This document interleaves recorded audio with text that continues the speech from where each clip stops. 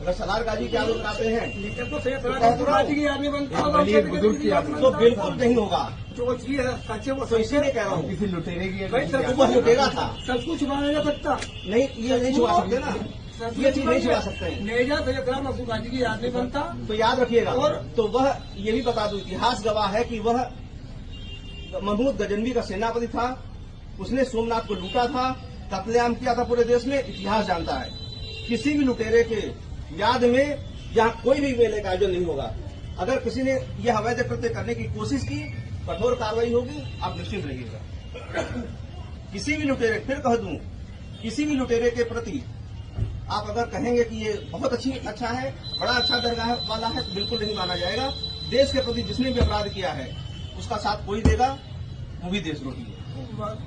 तो इसीलिए परंपरा नहीं, पूरी तिथि जो चली आई थी, आप लोग अज्ञानता में अगर कर रहे थे तो अज्ञानी थे, लेकिन अगर जानबूझ के कर रहे थे तो देशद्रोही थे। बताइए ना, जो पूछ रहा हूँ, वह सेनापति था कि नहीं गजनवी का, उसका सगा भांजा था कि नहीं था? सगा भांजे थे, मगर उनकी सोमनाथ को लूटा था कि नहीं लूटा?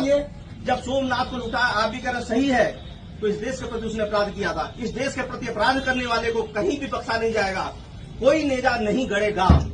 एक बार बता दूं, सुनो क्या नेजा नहीं गड़ेगा तो नहीं गड़ेगा। देश के प्रति जिसने अपराध किया है, आप भी कह रहे हैं सोमनाथ लूटा था, जब सोमनाथ को लूटा तो लुटेरे की याद में बिल्कुल नेजा नहीं गड़ेगा। याद रखिएगा, अगर गड़ा तो राष्ट्रद्रोही हैं आप। अगर देश के हैं, अगर इस देश के हैं, आप भी कह रहे हैं सोमनाथ को लूटा था, लुटेरी की याद में कैसे आप बना सकते हैं? बिल्कुल नहीं बनाएंगे सर। थोड़ी सी फिर भी बात सुन लीजिए सर। पहले सुनिए, बिल्कुल कह रहा हूं, बिल्कुल नहीं होगा। ठीक है सर। फिर भी आपको लगता है कि नेजा